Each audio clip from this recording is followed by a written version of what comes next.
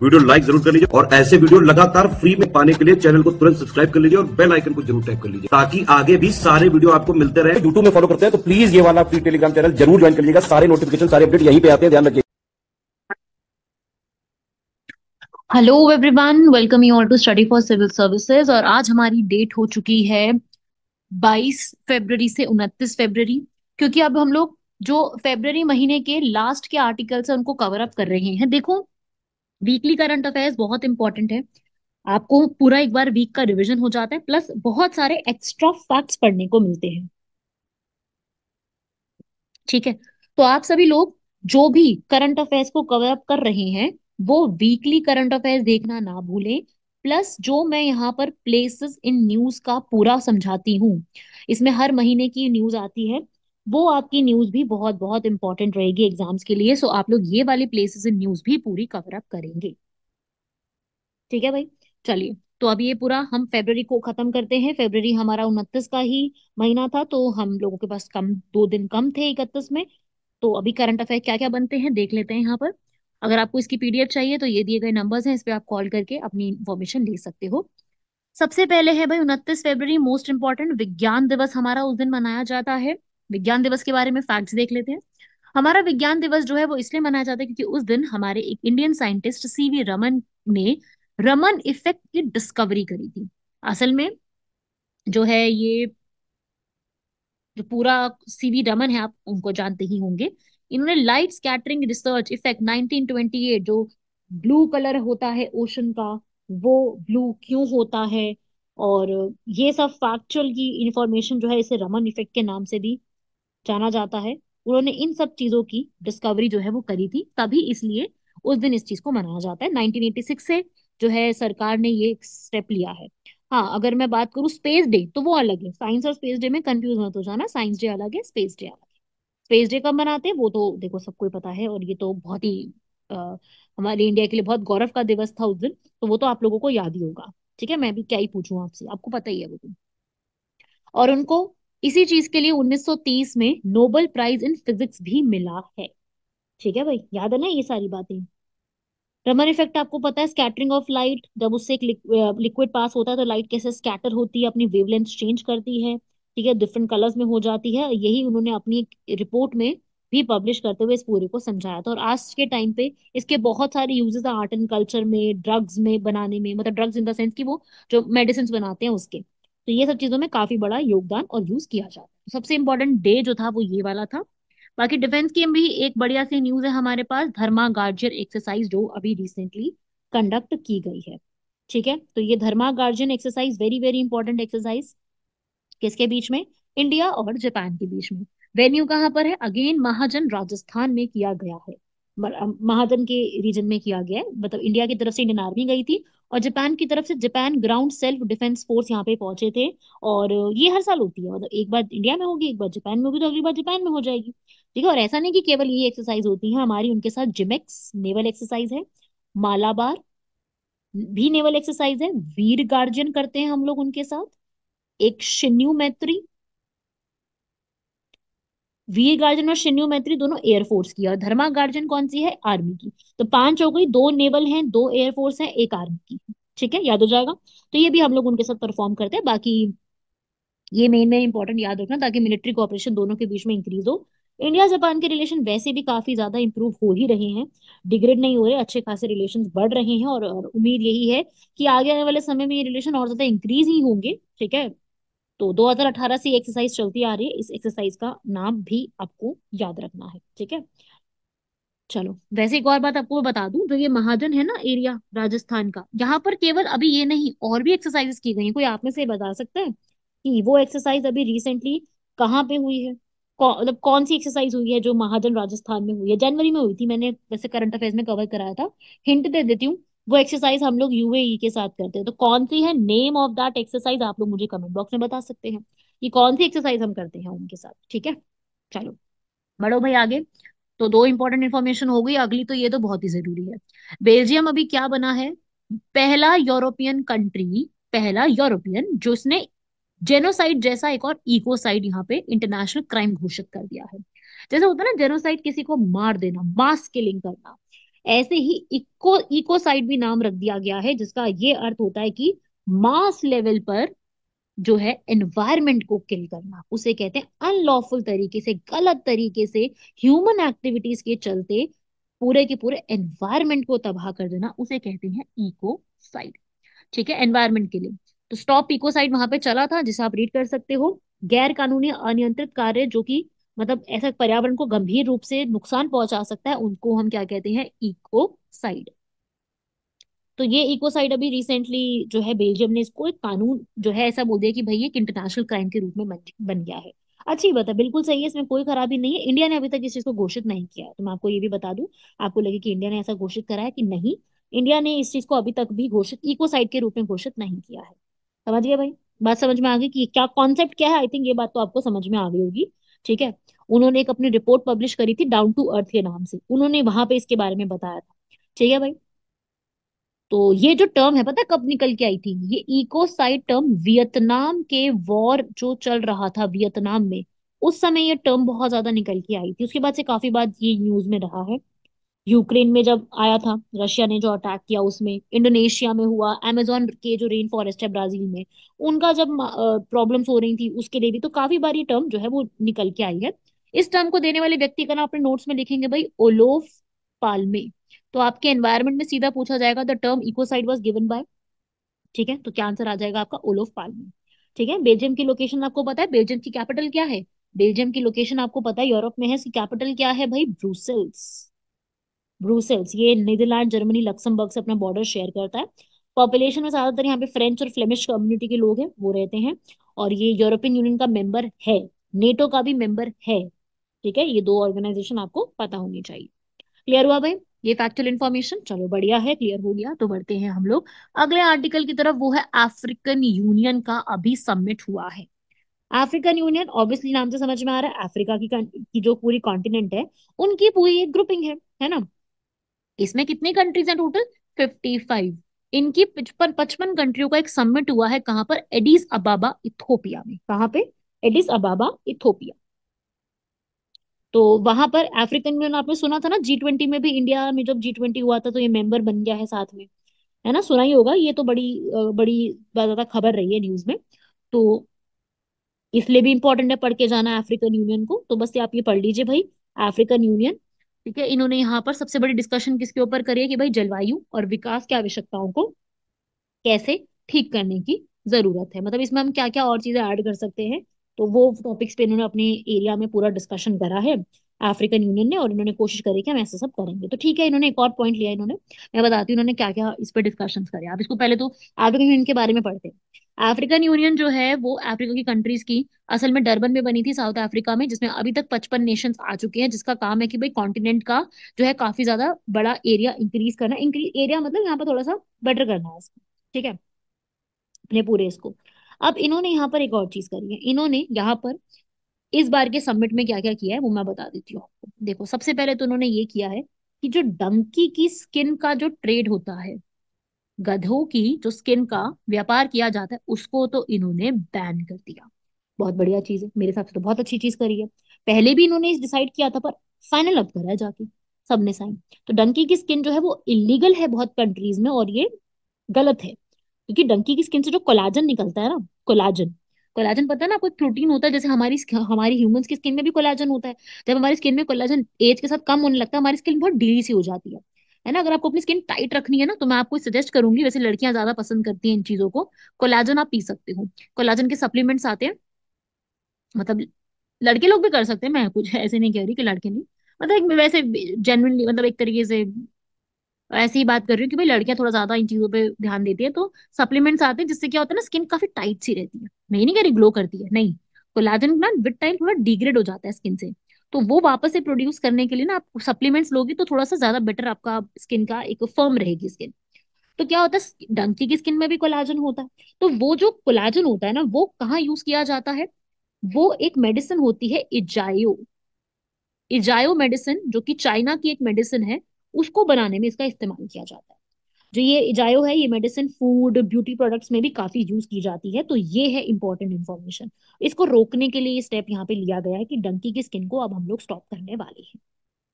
Clear हुआ? तो सबसे पहले इन्होंने ये बनाया। दूसरा, इन्होंने स्थापना करी है अफ्रीकन क्लब की। अफ्रीका ने अफ्रीकन क्लब की स्थापना करी है, एडिस ओबाबा इथोपिया में हुआ था, जहां पे इन्होंने ये चीज हमें डिसाइड करी। इन्होंने बोला कि भाई हम इस तरीके से ये चीज रखने वाले हैं। ठीक है, अफ्रीकन नेशंस का पूरा एक ग्रुप बनाया है, जिसके अंदर इन्होंने एक बैंक की स्थापना करी है, जिसका नाम रखा है इंपोर्ट एक्सपोर्ट बैंक, आयात निर्यात बैंक बनाया है। ठीक है, ताकि इजीली आयात निर्यात के ऊपर ध्यान दिया जा सके। मेरे हिसाब से बिल्कुल सही चीज करी है इन्होंने। तो मेन ये दो चीजें हैं जो इन्होंने यहाँ पर स्टार्ट करी है। 55 नेशंस है यहाँ पर। ठीक है भाई, ये नाम आप पढ़ सकते हो। और आप लोग जानते ही हो, ये अफ्रीकन यूनियन आज के समय में अब G20 का मेंबर बन चुका है ना। इंडिया में हुआ था ना अभी G20, तभी तो डिसाइड किया गया कि अफ्रीकन यूनियन को इंक्लूड करेंगे हम लोग G20 में। तो G20 में 19 कंट्रीज पहले से ही थी। एक यूरोपियन यूनियन जुड़ गया, अब एक नई अफ्रीकन यूनियन जुड़ गई, तो 21 हो गई है यहाँ पर। हाँ, वैसे नाम इसका G20 ही है, नाम चेंज नहीं किया अभी, तो नाम तो आपको यही पढ़ के जाना है, G20 ही, जो कि इंडिया में अभी हुआ था। ठीक है, तो ये सारी आप लोगों को याद रखनी है इन्फॉर्मेशन, सारे आप लिख सकते हो। ये सारे के सारे फैक्ट्स आप अपने एग्जाम के लिए नोट कर लो। जहां पे भी आप नोटबुक बना रहे हो वहां पे ये भी लिखो। प्लेसेस इन न्यूज वाले जो आर्टिकल्स मैंने जो पब्लिश होंगी वीडियो, उसको भी कवर करो, तो उसी से आपको वहां पर पूरा फायदा मिलेगा। ठीक है भाई, बढ़े आगे। चलो भाई, अगला आर्टिकल देखेंगे। अगला आर्टिकल है अमृत भारत स्टेशन के ऊपर। अभी ऐसा नहीं कि ये स्कीम अभी आई है अमृत भारत स्टेशन, नहीं नहीं, स्कीम तो पुरानी ही चल रही है। पर इस अमृत भारत स्टेशन की नींव अभी स्टार्ट हुई है रखनी। ठीक है, अमृत भारत स्टेशन का मतलब क्या है? ये एक ऐसी स्कीम है जिसमें हमारे भारत के जो रेलवे स्टेशन होंगे उनको इंप्रूव करा जाएगा, जहाँ पे वेटिंग हॉल होते हैं, टॉयलेट्स होते हैं, एस्केलेटर्स होते हैं, वाईफाई होते हैं, इन सबको बढ़िया, बहुत ही बेहतरीन तरीके से बनाया जाएगा। तो मतलब एक, आप यूं कह लो कि ये हमारे स्टेशंस को बढ़िया बनाया जाएगा। ये रेलवेज ने स्टार्ट करा है, मिनिस्ट्री ऑफ रेलवेज ने, साथ में और भी जो है इनिशिएटिव मिलकर के इसको स्टार्ट करेंगे 2023 में। तो अभी इस चीज के लिए 553 रेलवे स्टेशन को मॉडर्नाइज करना है ना, उसके लिए अभी हमारे प्रधानमंत्री मोदी जी ने यहाँ पर इसको स्टार्ट करा है। फेब्रवरी 2023 में लॉन्च हुआ है। ठीक है, तो ये चीजें लॉन्ग टर्म अप्रोच के लिए रखा गया, ताकि हमारे स्टेशन जो हैं, असल में इसमें 1300 स्टेशन रखे जाएंगे जिसको इम्प्रूव करेंगे। अभी ये 553 स्टेशन को यहाँ पर स्टार्ट कर दिया, तो मास्टर प्लान है एक तरीके से, और ये लॉन्च हो चुका है। काफी सारे स्टेशन है। मैं अगर अब आपको, मेरे जैसे काफी स्टूडेंट्स यहाँ पे बिहार और यूपी के हैं, तो मैं स्पेशली अगर अभी यूपी के स्टेशन की ही बात करूँ कि यूपी में कौन से स्टेशन को यहाँ पर इम्प्रूव करने के लिए रखा गया है, तो वो मैं आपको बता दूं, थोड़ा सा आइडिया दे दूं। तो वो है Agra cantt, Agra fort, Akbarpur junction, Amethi, Amroha, Ayodhya, Azamgarh, Babarpur, और बादशाह नगर, बादशाहपुर, बरेली, बलिया, कोटेश्वर, बुलंदशहर, ये सारे काफी सारे हैं। फरुखाबाद, फतेहाबाद, फतेहपुर, फतेहपुर सिकरी, फिरोजाबाद है, गोरखपुर है इसमें, गोविंदपुरी है, ठीक है, जौनपुर है, तो 149 है इसमें। लखनऊ भी आता है, ठीक है, इसमें कानपुर भी आता है, इसमें कानपुर सेंट्रल भी है, और इसमें वो क्या है, सिद्धार्थनगर, हाँ सिद्धार्थनगर है, उन्नाव है, वाराणसी है, लक्ष्मीबाई, व्यासनगर, जाफराबाद, श्री कृष्णा नगर, सीतापुर, सहारनपुर, रामपुर, राजा की मंडी, तो प्रयागराज, प्रतापगढ़, फूलपुर, पांकी डैम, निहालगढ़, मुरादाबाद, मेरठ सिटी। तो ये सबको है, आप एक बार अपनी अपने अपने शहरों की देख सकते हैं कि भाई है या नहीं, क्योंकि अब देखो यार, मैं 149 149 नाम तो नहीं ले सकती क्लास में, है ना, बड़ा ज्यादा हो जाएगा, गले पे प्रेशर। तो मैं आपको बस मेन मेन कुछ कुछ बता दिए, जो मुझे दिमाग में एकदम से याद आए वो मैंने आपको नाम बता दिए। बाकी आप देखना चाहेंगे आपकी आपकी एरिया का स्टेशन इसमें इंक्लूडेड है या नहीं, वो आप एक बार गूगल पे इसको जरूर देखिएगा कि यूपी में कौन से स्पेसिफिक है। देखिए, मैंने यूपी का इसलिए बताया बिकॉज मेरे जो ये वीडियो की मैक्सिमम ऑडियंस है वो यूपी से बिलोंग करती है, पर कुछ बिहार के भी है। तो बिहार वाले बच्चों से भी यही मैं कहूंगी कि बिहार वाले स्टूडेंट्स भी एक बार अपने यूट्यूब उस पे, यूट्यूब या फिर गूगल पे डाल के इसको देख सकते हैं। ठीक है, चलिए, तो ये वाली स्टे आपको क्लियर हो गई पूरी इन्फॉर्मेशन। बढ़ते हैं आगे। ये है भारत टैक्स। ये टैक्स का मतलब वो टैक्स नहीं है, ये टैक्स है। तो भारत टैक्स करके ये एक अलग इनिशिएटिव है, ये एक अलग चीज स्टार्ट की गई है। ये इंडिया को टेक्सटाइल्स में, टैक्स का मतलब है टेक्सटाइल्स, तो ये एक बेटर बनाने के लिए नई दिल्ली में ही 29 फरवरी को पूरा खत्म हुआ है। ठीक है, 26 फरवरी को होना था, 29 फरवरी तक रहा है, जिसमें हम लोग 5 F को, फार्म से foreign, via fabric, fabric fashion, 5 F का इस्तेमाल किया गया। फार्म से पहले आके फाइबर बनेगा, फाइबर से फैब्रिक, फैशन के हिसाब से उसको फॉरेन में भी सेल आउट किया जाएगा। उस हिसाब से, इस पूरी मिशन के हिसाब से, ये भारत टेक्स 2024, जो कि भारत मंडपम याद है आप लोगों को, जो कि G20 के लिए काफी फेमस हुआ था। तो ये एक एक्सीलेंट प्लेटफॉर्म तैयार किया गया है भारत को टेक्सटाइल में बढ़ाने के लिए। वहां पर उन्होंने इसका भी नाम लिया था, हमारे जो प्रधानमंत्री हैं, उन्होंने हमारी भारत की जो अपनी कॉटन है, तो हमारा खुद का कॉटन का ब्रांड कौन सा है, कस्तूरी कॉटन, इसका भी नाम लिया था कस्तूरी कॉटन। इन्होंने हमारे जो है पूरा ये बोला है कि हम लोग 2030 तक आते आते टेक्सटाइल के मामले में $100 बिलियन का एक्सपोर्ट या फिर चेन एक तैयार करने वाले हैं। ठीक है भाई। तो विकसित भारत है ना हमारा जो पूरा, उसको हम लोग और बढ़ाएंगे, और कस्तूरी कॉटन जो भारत का खुद का कॉटन का ब्रांड है, वो हमारी ब्रांड वैल्यू बढ़ाएगा इस पूरे में। ठीक है। खादी भी है एक स्ट्रॉन्गर मीडियम, खादी के साथ साथ इन सभी को जो है स्टार्ट किया जाएगा। और ये पूरा करता कौन है, ये पूरा सब कुछ किसने किया है, मिनिस्ट्री ऑफ टेक्सटाइल ने, क्योंकि उन्हीं के अंडर आता है ना पूरा। तो मिनिस्ट्री ऑफ टेक्सटाइल ने इस पूरे को स्थापित करके ये सारी नई नई चीजों को यहाँ पर किया है, जो कि बहुत इंपॉर्टेंट है एग्जाम के लिए। ये जरूर पढ़ के जाइएगा। ठीक है। फिर आता है भाई रायसीना डायलॉग। अभी मैं पहले थोड़ा सा रायसीना डायलॉग के बारे में बता दूं। रायसीना डायलॉग असल में क्या है, पहले चलता था शंग्री ला डायलॉग सिंगापुर में। उसी की तर्ज पे इंडिया ने भी रायसीना डायलॉग को स्टार्ट कर दिया। और अभी से नहीं, क्या बहुत साल हो गए। 9th नंबर का इसका एडिशन अभी स्टार्ट हुआ है और दिल्ली में खत्म हो गया। ठीक है। हेड कौन करेंगे, हमारे प्रधानमंत्री। चीफ गेस्ट किसको बुलाया है, ग्रीस के प्राइम मिनिस्टर मिटकोसिस को। ठीक है। ये पूरा चला था, पूरा का पूरा चला, और ये ओवर भी हो चुका है। तो रायसीना डायलॉग में क्या डायलॉग होगा, डायलॉग का मतलब क्या होता है, वन टू वन कॉन्वर्सेशन करेंगे। जैसे श्रृंगला था उसी हिसाब से, क्योंकि श्रृंगला में हमारे प्रधानमंत्री जा चुके हैं, उन्होंने इसी हिसाब से यहाँ पर बुला दिया, जिसमें चीफ गेस्ट एक होता है, लेकिन कंट्रीज के पार्टिसिपेंट्स और भी आते हैं। 115 कंट्रीज से लोग आते हैं, 2500 से भी ज्यादा लोग आते हैं, जो कि डिस्कशंस करते हैं यहाँ पर किसी ना किसी चीज पर। इसमें पॉलिटिकल बैकग्राउंड के लोग, बिजनेस के, मीडिया के, सिविल सोसाइटी के बहुत सारे लोग यहाँ पर आते हैं, और पूरा स्टार्ट किया जाता है। ठीक है भाई। तो ये एक इंपॉर्टेंट रायसीना डायलॉग के बारे में पता होना चाहिए। और इस बार ये इंपॉर्टेंट है कि इस बार 8 नॉर्डिक बाल्टिक कंट्रीज ने पार्टिसिपेट किया है। इसे कहते हैं NB8।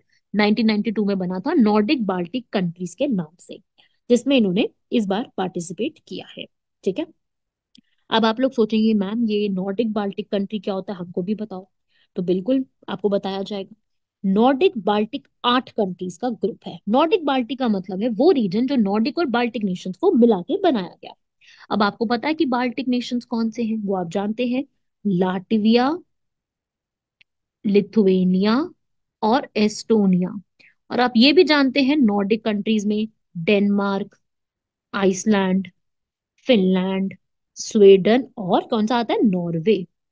तो इन सब 8 कंट्रीज का, नॉर्डिक बाल्टिक कंट्रीज का 8 ग्रुप बनाया गया है। ठीक है। ये 8 कंट्रीज मिलती हैं एक साथ।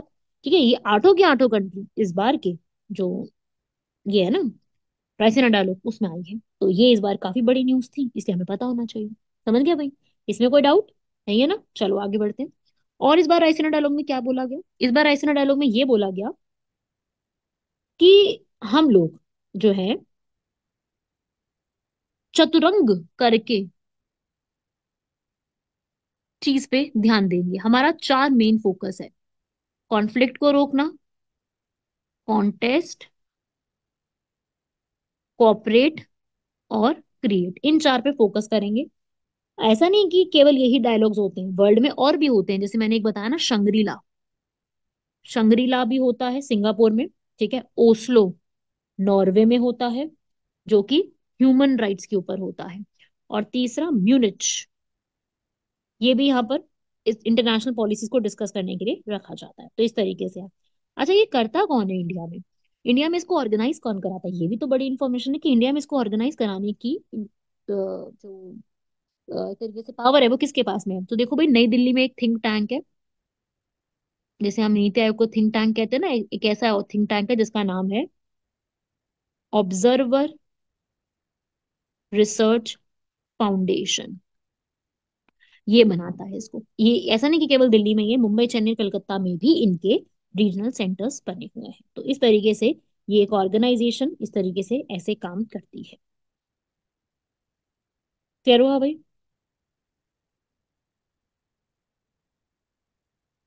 ठीक है भाई, ये सारी इंफॉर्मेशन आपको इंपॉर्टेंट इंफॉर्मेशन याद करनी है, इसको लिख लीजिएगा अपने नोट्स में, कंप्लीटली लिख लेना ये सारी चीजें, क्योंकि बहुत अच्छे तरीके से मैं आपको समझा रही हूँ पूरी जान लगा के अपनी। तो मेरे हिसाब से आप लोगों को क्लियर हो रहा होगा, और कैसी लग रही है आपको वीडियो वो आप लोग मुझे जरूर बताइएगा। जैसा आपको लग रहा है, आपको अगर आपको इस वीडियो से सीखने को मिल रहा है, तो मेरा आपसे एक छोटी सी गुजारिश है, आपका कुछ नहीं लगेगा, आपने सिर्फ एक कमेंट करना है और कुछ नहीं, कि आपको वीडियो समझ में आ रही है। ठीक है, चलिए आज का लास्ट आर्टिकल भी देख लेते हैं। वो है, आप लोगों ने नाम तो सुना होगा, एक बहुत ही फेमस राइटर है, डिप्लोमेट है, शशि थरूर। उनको फ्रांस का सबसे बड़ा नागरिक सम्मान, सिविलियन ऑनर अभी दिया गया है, जिसका नाम है शेवलियर डी डी लीजन d'Honneur, जिसे लीजन ऑफ द ऑनर के नाम से, जिसे ये तो फ्रेंच लैंग्वेज हो गई, इंग्लिश में ट्रांसलेशन क्या है, knight of the legion honour दिया गया है, जो कि नेपोलियन ने स्टार्ट किया था। ठीक है, नेपोलियन से शुरुआत करते करते ये चीज आगे हुई है, 1802 में नेपोलियन बोनापार्टे द्वारा शुरू किया गया था। तो इस बार का ये अवार्ड, वैसे हमारे प्रधानमंत्री को भी अवार्ड मिल चुका है, अभी जो फ्रांस का ये हाईएस्ट अवार्ड है, सिविलियन अवार्ड, ये इस बार दिया गया है। ठीक है, कब शुरू हुआ, किसने दिया, याद रखिएगा, शशि थरूर को ये अवार्ड मिला है। तो हमसे थोड़ा बहुत उनके बारे में पता होना चाहिए, किसको मिला है इतना तो पता ही होना चाहिए, है ना। एग्जाम में सीधा सीधा बन सकता है कि किसको अवार्ड मिला है ये वाला, नाम पूछा जा सकता है पर्सन का। ठीक है, ये पर्सन कौन है, ये पर्सन जो है आप इनके बारे में जानते होंगे। ठीक है, तो ये अवार्ड का नाम, इसको लास्ट ईयर प्रधानमंत्री नरेंद्र मोदी जी को यहाँ पर अवार्ड दिया गया था। तो ये आप सब लोग दिमाग में रखिएगा। ठीक है भाई, ये थी हमारी इंपॉर्टेंट सारी फैक्चुअल इन्फॉर्मेशन आज की, सारे करंट अफेयर्स। कैसा लगा वीडियो बताइएगा। ये पूरा आपका फेब्रवरी खत्म हो गया, अगली वीडियो अब मार्च की आएगी, मार्च के करंट अफेयर्स भी कवर करेंगे इसी तरीके से। ठीक है भाई, मिलते हैं आप सभी लोगों से नेक्स्ट लेक्चर में। अपनी पढ़ाई ऐसे ही जारी रखिए, कंप्लीट करते रहिए सारे फैक्ट्स को, कुछ भी मत छोड़िए। मिलते हैं आप सभी लोगों से नेक्स्ट लेक्चर में, तब तक के लिए धन्यवाद, शुक्रिया, जय हिंद।